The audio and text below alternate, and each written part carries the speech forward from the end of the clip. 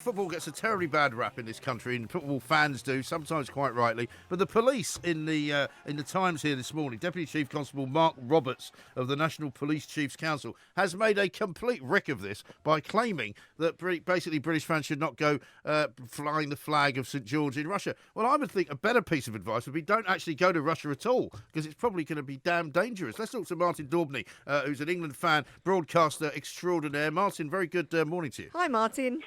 Good morning, hi guys. Yeah, listen, I'm sure you loved hearing three lines on my shirt there just as much as we did. But, I mean, surely the point about Russia is that it's a very dangerous place to go and a very dangerous place to host a World Cup because of what we saw the Russians do, at the very least, down in Marseille in France.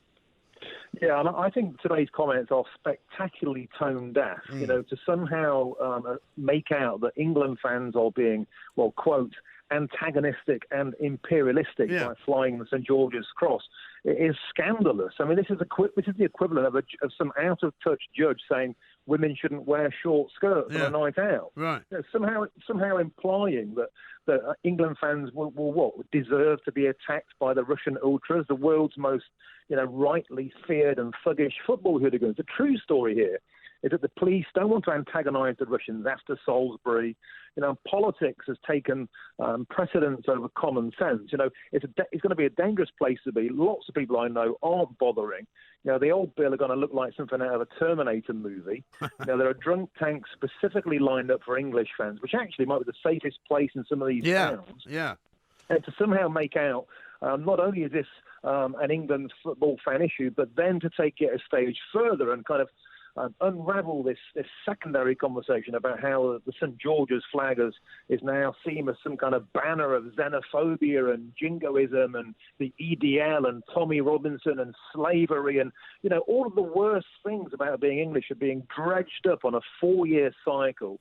And I think it's disgusting. I think football fans have every right to be shocked and outraged today. I mean, the funny thing is, Martin, and you'll probably know this too, that a lot of English football fans that I know personally and also that ring into a show that I do on TalkSport quite a lot as well, are saying they're not going to this World Cup because they do worry that it's not going to be safe, that it's not going to be a cakewalk, and it's not just going to be the usual kind of, shouting and screaming and singing at each other. It's actually going to be seriously violent. And so maybe the Russians have said in the past, haven't they, that they like to go after the English because they invented hooliganism and all of that. Mm-hmm. And we do see still from time to time, the square full of English fans getting drunk and singing stupid songs, and it's not a pretty sight sometimes. No, but when you start to unpick, you are correct in saying that if you like, England has become like a trophy take, and particularly the seizing of flags, like in a video game. Let's go and get the St George's Cross from those guys. That becomes a trophy. That is a game that football fans play, and particularly the Russians, who are, we've seen when you analyse who these characters are. These are often people with military training, seriously hard men. This isn't a bunch of kind of overweight 50-somethings who've had a line of this and too many drinks of that. Yeah. These are proper yobbos.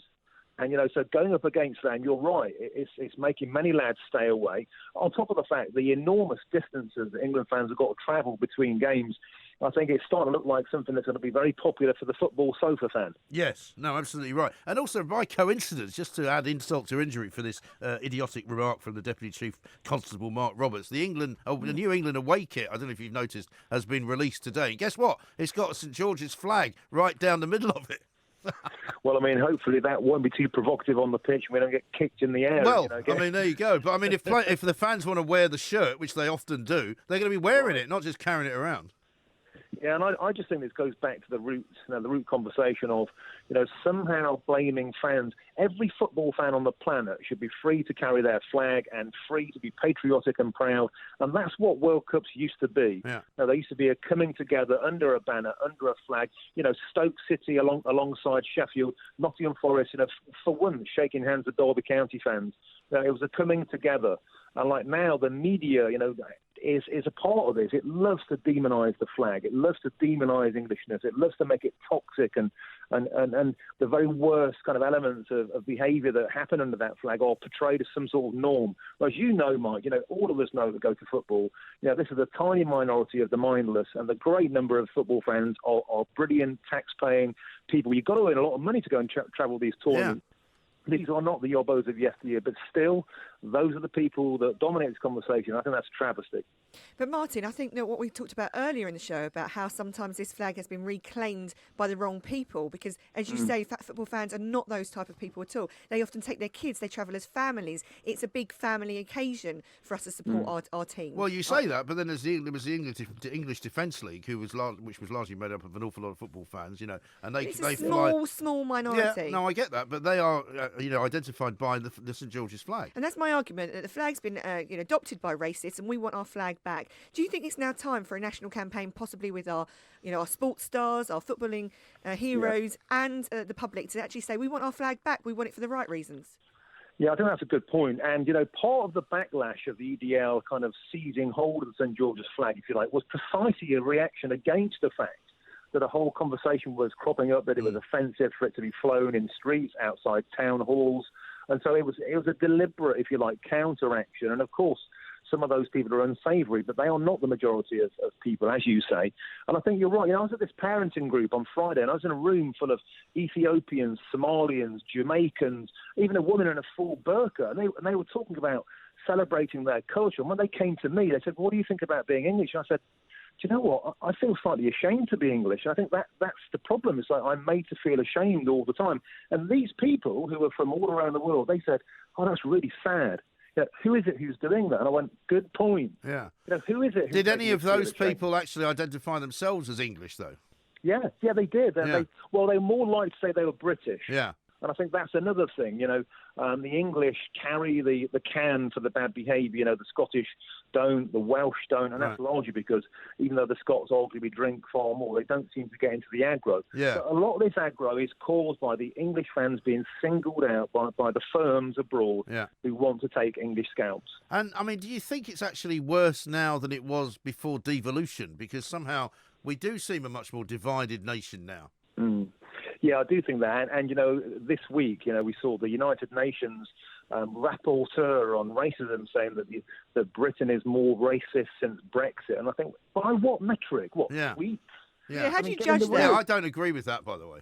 I don't at all. And like I said, I live in Peckham, and I'm in a minority as a white person. I don't see any racism on the streets. I don't see any trouble when I mix with these people. It's not there. It's a media script propelled by the liberal left who would like us to believe that we're more divided. I don't think we are.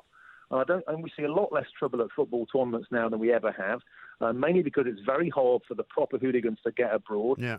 You have to follow England, religiously and expensively to even qualify for the draw to get tickets. So we've dealt with this in hand. We can't control, flashpoints in market squares where plastic furniture is being thrown in the sunshine. That's always going to happen. But I want to repeat again, if you talk to England fans who are involved in this, it's so often the case that the foreign fans come looking for the Englanders, but the scripts, the front pages are always England fans riot again. But that's started by foreign fans. I know that they aren't always uniformly saints, but they are provoked because their reputation goes ahead of them.